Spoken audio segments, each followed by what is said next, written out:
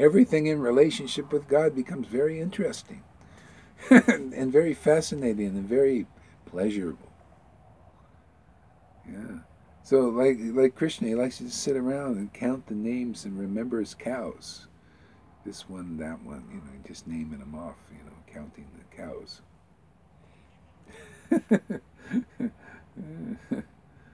Yeah. Because of her natural love for Sri Chaitanya Mahaprabhu, Damayanti considered the Lord an ordinary human being. Therefore she thought that he would become sick by overeating. There would be mucus within his abdomen. This is how the Maya and Yoga Maya work. It's a kind of very interesting distinction that we really need to understand. And that's one of the purposes of the Leela of Lord Chaitanya and Radha and Krishna, is to teach us a distinction between the Yoga Maya and the Maha Maya of the material world. See? So here it's stated that Krishna says, "Fools deride me when I descend in my human form. Fools think I'm an ordinary human being." See, that's a fool. That's a person under the Mahamaya, which most of us are. If the Lord actually appeared here, even in a very unusual, beautiful form, if we're like under the sway and the influence of the Mahamaya, we cannot recognize the Lord. And that was proven when Krishna was here, when Lord Chaitanya was here. Even though very beautiful and very different, Lord Chaitanya, very golden color, and Krishna was blue. Still not. Shishupal hated him. Who is this?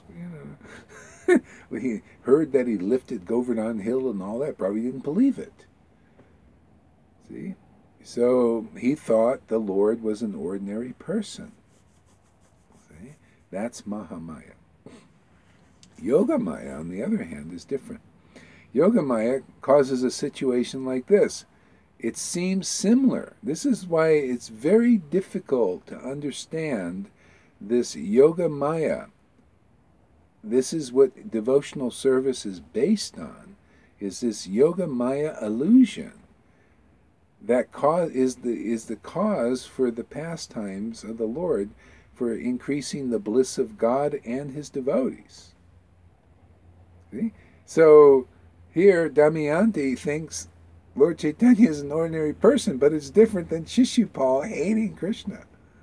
We're thinking he's an ordinary person. See, because one is based on hate, the other one is based on love. See, real loving affection. See, and so considering him an ordinary person.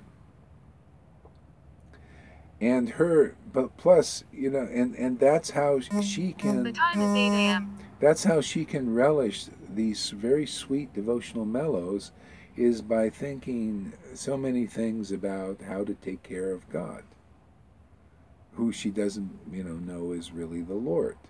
This is the Vrindavan mood that's being taught in this thing, this pastime. Yeah. So that's more of this parental mood, wanting to take care of God. That's considered, the Lord loves that service. Wow, my devotee wants me to be a subordinate. Okay, no problem. She loves me. I can do it. And then there's another kind of love and affection that's considered, it has some contamination in it. Because just like Shishupal hated Krishna, considered an ordinary human being, there was also like the Kubja, who was the hunchback woman, who also was very affectionately disposed to the Lord, but it was not on the transcendental level, really. It was more just, she was like, he thought he's so beautiful, I just want to take him to bed. So it was based on an actual material lust. Now, the thing about God and his relationships with those who hate him and those who love them, even on a material level, which this wasn't. This was a spiritual thing. Another level, because ultimately it both gets purified, whether you hate God or love God, just by being in contact with him. and then you attain a liberated destination by contact with the Lord. So that may be oneness with God. If you hate God, supposedly, as they say, if you hate the Lord, and you're adverse, you attain liberation. But that may or may not be. You might actually attain devotion, because that's in there too. Many people attain devotion, being adverse to God. It just gets purified, and then just you realize that this hate is really a love. It's just been perverted. And when one is affectionately disposed to God because of lust, that gets purified by contact with the Lord, and then it becomes pure. Pure love. Just so the Lord did this with Kubja. He kept meeting her and sitting on her bed, and who knows what they were doing. It doesn't matter, because just the Lord is like this purifying fire, and the more they associated, the more it just burned off the lust. Haridas Thakur did the same thing with by causing a prostitute to associate with the Lord just by chanting. He chanted Maha Mantra, and she was just listening and getting purified. Even so, she was there for another reason, not a very good one. She wanted to make him fall down. But he brought the Lord there through mantra, through chanting, his loving chanting.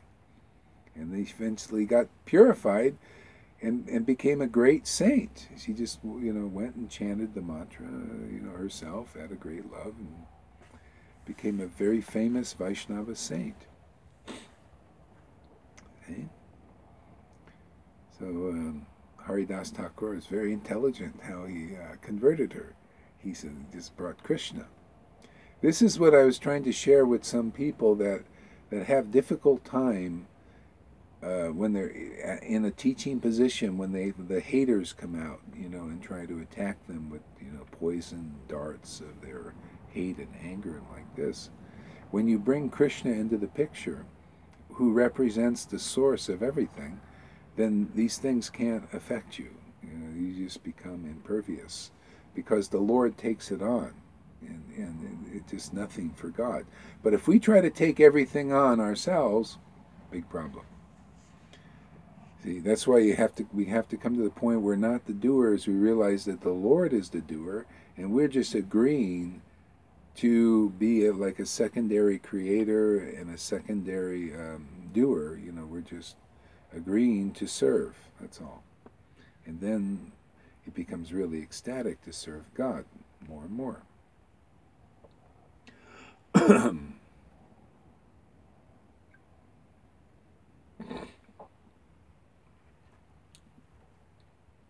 She made sweet balls with dried ginger to remove mucus caused by too much bile. She put all these preparations separately into small cloth bags. Oh yeah, actually, this is all described. I won't describe it all. There's a lot of things named here. We'll just do one chapter. One paragraph of describing something. She made 100 varieties of condiments and pickles. She also made kola sunti, kola kurna, koli kanda, and many other preparations. How many shall I name? Oh. She made many sweetmeats in the shape of balls, and some were made with powdered coconut, and others looked as white as the water of the Ganges. In this way, she made varieties of long-lasting sugar confections. Okay, so we'll leave it at that and move on a little bit.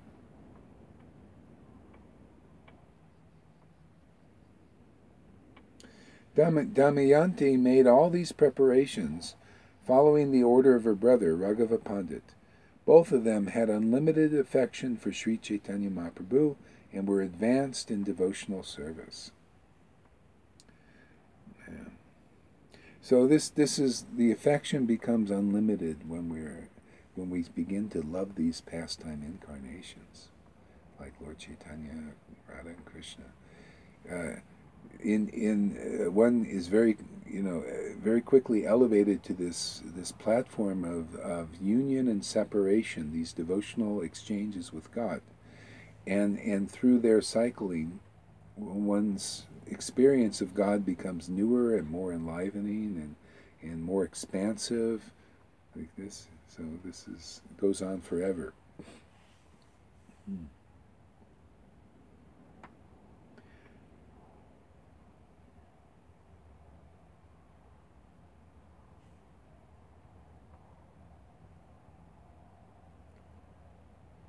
Thus I have briefly described the bags that have become famous as Raghavera Jali. The superintendent for all these bags was Makavraj Kara, who kept them with great attention, like his very life.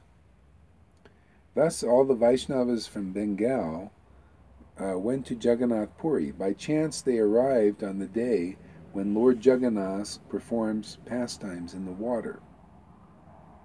Boarding a boat in the water, Navendra Sovarna, Lord Govinda performed his water pastimes with his devotees.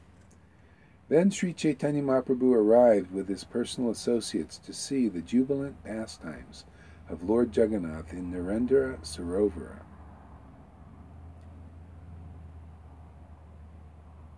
At that time, all the devotees from Bengal arrived at the lake and had a great meeting with the Lord. I think we'll stop here. Now I've got some duties to perform. Continue on later, probably, in another video. Thank you very much for watching, and have an awesome day, everybody. All glories to Lord Chaitanya and Nityananda, Advaitacharya, Gadadhar Pandit, and all their wonderful associates and friends, and thank you very much, Prabhupada. All glories to you and your service, and all glories to the service of all your assistants in spreading the Sankirtan movement in this world. Haribo, and all glories to Jesus, my initiating spiritual master. I got to say that because I because of Christ, I know what true love is. Never knew before that, and then went on with Krishna consciousness, teaching me many things. So all glories to Jesus, and all glories to his wonderful service, awakening many people to what love is in this world. Amen. Haribol. Hello, dear friends. Today we're going to read from Caitanya Cartamrita, and I picked a nice chapter. It's Anshalila, chapter 10. Sri Caitanya Mahaprabhu accepts prasadam from his devotees. I just love these very intimate, loving exchanges between the Lord and his devotees. Just there's so much bliss in that, and happiness, real, true happiness in that. Yeah, because we're meant to have that kind of relations with God and with the Lord's, those who love the Lord. It's very much natural, our nature, to have this kind of experience in life, and that's basically real enlightenment and self-realization. So reading these pastimes and chanting them out loud is a way to achieve this kind of connection and communion. So let's start. Jaya Jaya Sri Chaitanya, Jaya Nityananda, Jaya Sri Advaita Chandra, Jaya Gaur Bhaktivinoda, Jaya Jaya Sri Chaitanya, Jaya Nityananda, Jaya Sri Advaita Chandra, Jaya Gaur Bhaktivinoda, Om Agyanatimarandasya Gyanangana Salakya Chakshur Militam Yena Tasmai Shri Gurave Namaha. Hare Krishna, Krishna Krishna, Hare Hare, Hare Rama, Rama Rama, Hare Hare. Let me offer my respectful obeisances unto Sri Chaitanya Mahaprabhu, who is always pleased to accept anything given with faith and love by his devotees, and is always ready to bestow mercy upon them. All glories to Sri Caitanya Mahaprabhu, and all glories to Lord Nityananda Prabhu. All glories to Advaita Chandra, and all glories to the devotees of Sri Chaitanya. That means you, if you're watching this video, you must be a devotee, because you must like Lord Chaitanya, otherwise you wouldn't watch this video. The next year, all the devotees were pleased to go to Jagannath Puri, Nilachal, to see Chaitanya Mahaprabhu. Advaita Acharya Goswami led the party from Bengal, and he was followed by Acharya Ratna, Acharya Nidhi, Srivas Thakur, and the other glorious devotees.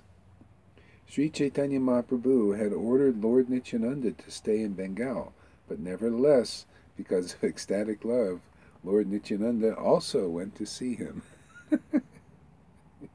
Even God can't hold back a devotee like that through his order.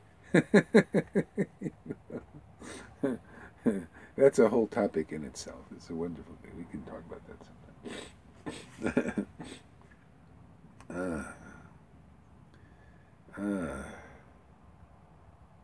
Indeed, it is a symptom of real affection that one breaks the order of the Supreme Personality of Godhead, not caring for the regulative principles to associate with him.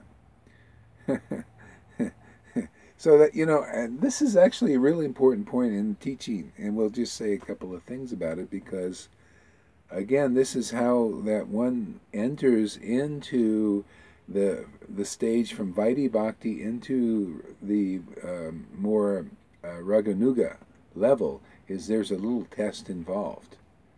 See, this breaking the order, which actually pleases the Lord more when one is ready. Not, otherwise people think, oh, break the order of God, this is terrible. But, the regulative principles are considered, according to Sarvabhauma Bhattacharya in his teaching in one of these chapters, is the passive orders of the Lord. It's the indirect. It's just like, there's like a rule book, and the rule book is a good guideline to follow in all of this. But in actual life and application, the situation and the scene might change. See, so the Lord gave an order. See, which is like, it's like in the past He gave an order last year to Nityananda.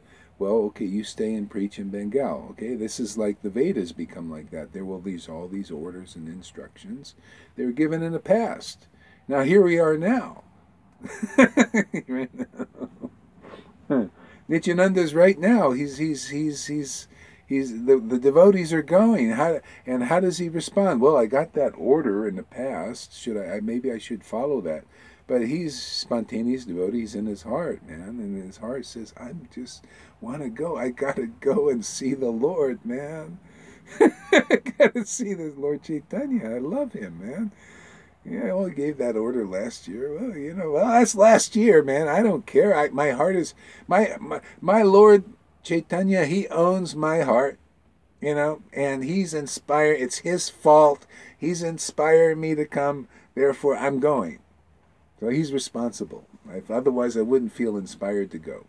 See, because that's how devotees, when their hearts are purified, it becomes more and more clear that God and His devotees share the same heart. See, this is the soul and the super soul. Even though they're separate, they're also on one level one. And whatever inspiration is coming from the super soul enters the heart of the devotee, because he's that inspiration. I'm the inspiration of men. I inspire people. Bhagavad Gita. See, it's the Lord. So the devotees, when their heart is purified, they become more clear about that, more aware. They see the Lord as the owner. So it's no fault for Nityananda to go. He says, well, I feel inspired. It's God, man. Orders before, man.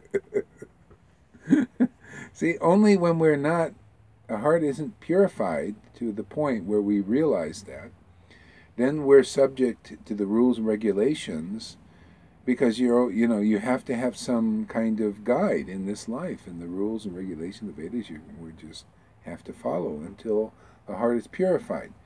That's and often the rule and regulation will come in conflict with this kind of intimate service. I mean, look, he didn't follow the order, but he ended up getting the intimate association of the Lord there directly. So he followed his heart.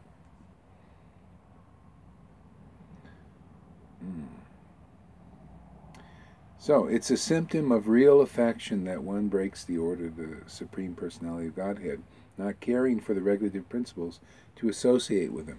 It's just like people deeply attached to sense gratification. You can't stop them. If a person's addicted to alcohol, he's got to have it, man. It takes an incredible force of will to stop a person addicted to alcohol or anything. Right? Anything.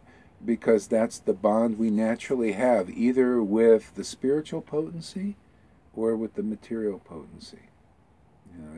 So these devotees are eternally liberated souls, and they have this bond with the spiritual potency. So therefore they act that way.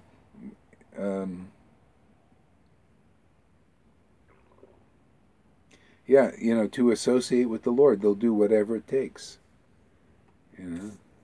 They have to have it, even if it means breaking a rule. Just like a person will break the rule of moderation to overindulge in something that they're really addicted to. Well, people get addicted to God like this. And this is an extremely fortunate position, to get addicted to the Lord. Because then, with this intimate bond between the devotee and the Lord, their purification is only in actually associating with the Lord. Either if he's here directly or by mantra. That's why devotees, they want to hear and they chant and serve the Lord, because in their service, this is how they commune with God. See, the persons that are understanding only the oneness level and the Mayavadi level, they just want to get absorbed in God, just become that, and not the service. The service part of it is not so apparent in that level of realization. It is when we get attached to these incarnations like Lord Caitanya, Radha, and Krishna. See, because then the whole relationship is built on some kind of service. Devotee is either with the Lord and he's serving directly like that, or he's serving directly through mantra, through chanting the pastimes, or serving the deity or some way. There's some kind of service, and the reciprocation is love, is these loving devotional mellows. This is a very rare gift of God on our planet here. We're very fortunate. So the acharyas came, and they, because most of us are not ready for the this effective level of devotional service where you just want to be close to God, just somehow, very impulsively. So regulative devotion is taught. So we kind of making a platform. And I just always reiterate this in most of all my videos, because it's always reiterated here. The importance of associating with devotees more advanced than ourselves. And that doesn't just mean advanced in knowledge. Okay, maybe that's okay in the beginning. Advanced in knowledge and memorizing scriptures and everything. But no, advanced in devotion. Advanced in attachment to a particular incarnation, like Lord Caitanya or Radha and Krishna.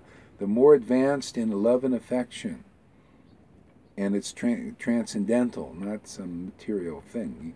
You cannot really be affectionate to God in an incarnation unless it's transcendental. Otherwise, you will be indifferent to the incarnation.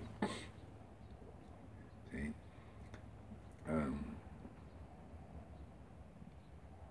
Yeah, okay, that's that point. So it's associating with devotees that are more advanced in affection for God, not necessarily knowledgeable through knowledge or memorization of scriptures. Because the closer you get to devotees who have this intimate relation and affection for the Lord, the knowledge they have, even though it may be simply stated, is realized, and it comes from a very deep place. It comes from God, and it's dictated. So that's this different kind of knowledge from revelation and realization. That's why the devotees, when they're eternally liberated, because of their deep affection for God, they can write scriptures, they can translate scriptures, they can understand all scriptures, because God understands everything. He's the creator of all these scriptures by inspiring his devotees. Well, when that Lord is activated in one's heart, then one knows what he knows, to a certain extent. So the Lord knows the scriptures, the essence of scriptures, and therefore the devotee knows also. So getting close to those devotees is so auspicious beyond what we can even imagine. Yeah. Because that's how we advance in our love for God, really, by chanting in that association with devotees like that, or hearing from them.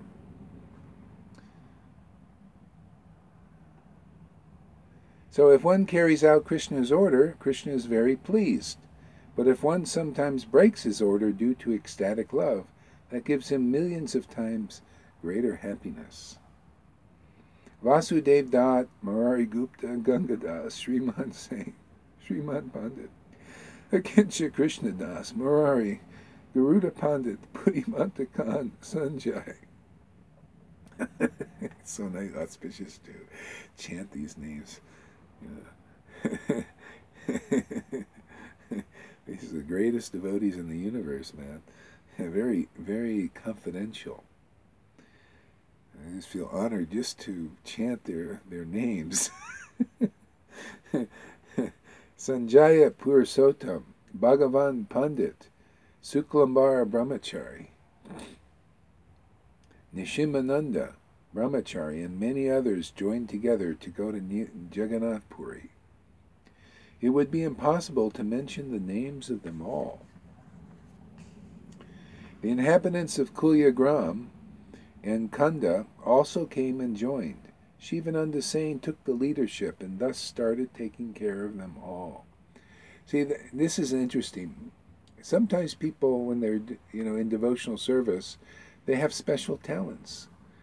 And they may want to, you see a devotee with another talent, and you get kind of jealous, or you think, oh, I want to do what they're doing.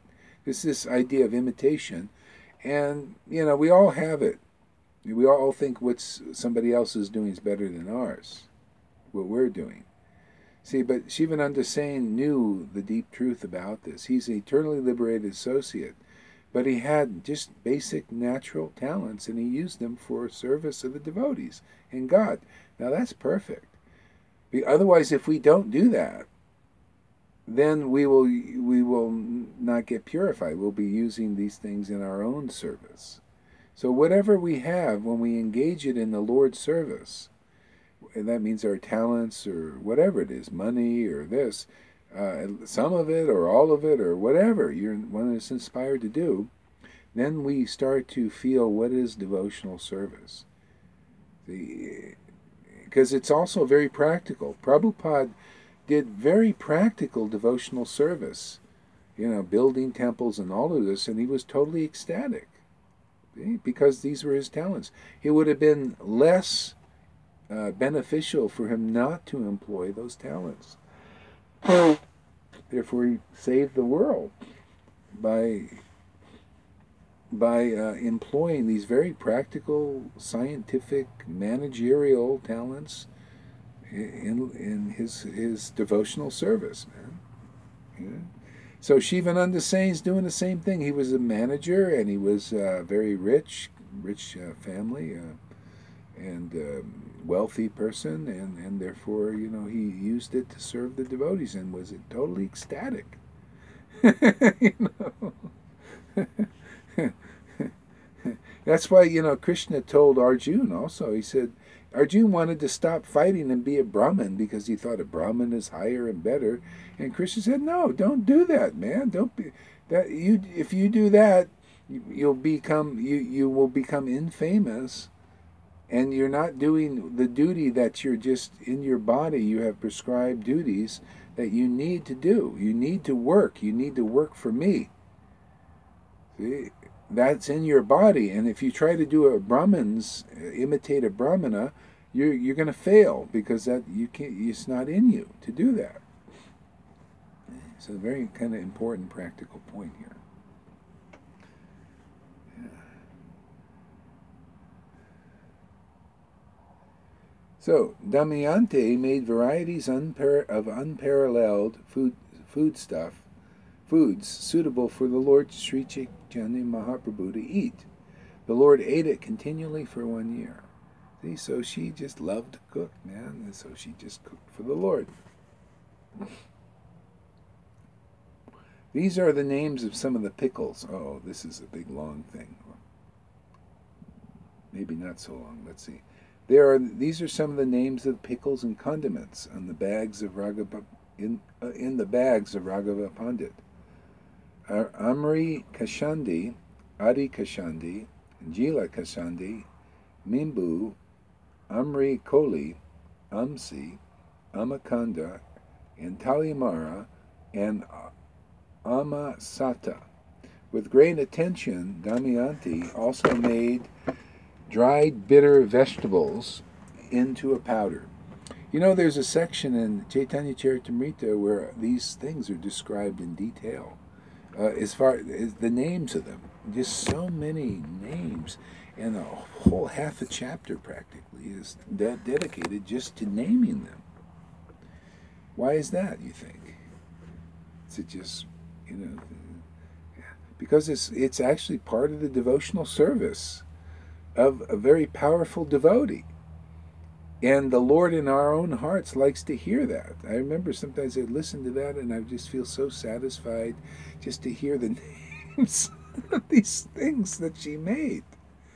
It's like, that's devotional service is something simple like that. That's what love does. Love, transcendental love for the Lord.